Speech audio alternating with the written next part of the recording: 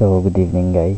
So, ang gagawin natin ngayon is paano nga ba yung mail merge. So, start natin. So, may existing data na tayo dito, which is yung ginamit natin doon sa formula. So, madali lang naman siya. Ito nga pala yung without using access. So, punta lang tayo dito sa mailings, then start mail merge. Dito sa step by step mail merge, okay lang kahit anong piliin nyo dyan para same lang din naman. Starting document, then click lang din natin to, tuloy-tuloy lang. Use an existing list.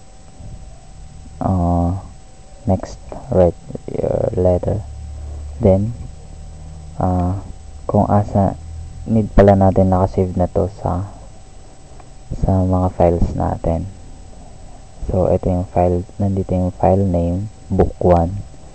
Hanapin na lang natin siya dito sa documents, then book 1, open, then mag-open siya, i-okay lang natin.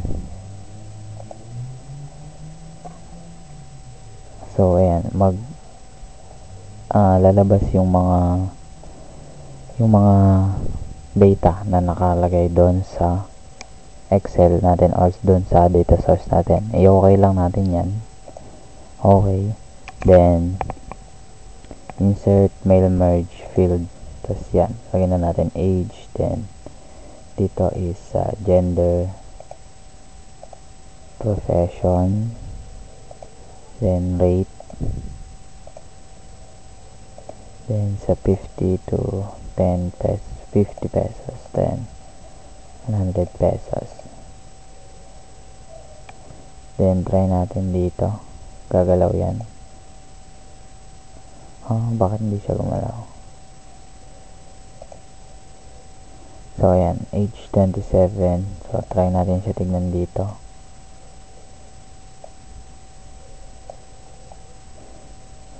So kung tama yan, age 27, then male, teacher, rate 1 to 5 is 5, then fair, tapos overprice. So ganun lang. Then sunod, magbabago yung data based on yan. So ganun lang siya kadali.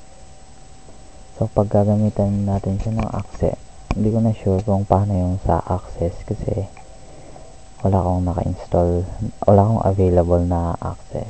So ginagamit tong mail merge pag halimbawa gagawa ka ng maraming certificate, then marami kang gagawing certificate, so pwede mo siyang gamitin para mas mapadali yung pag-input ng data doon sa gagawin mong certificate. So yun lang, thank you.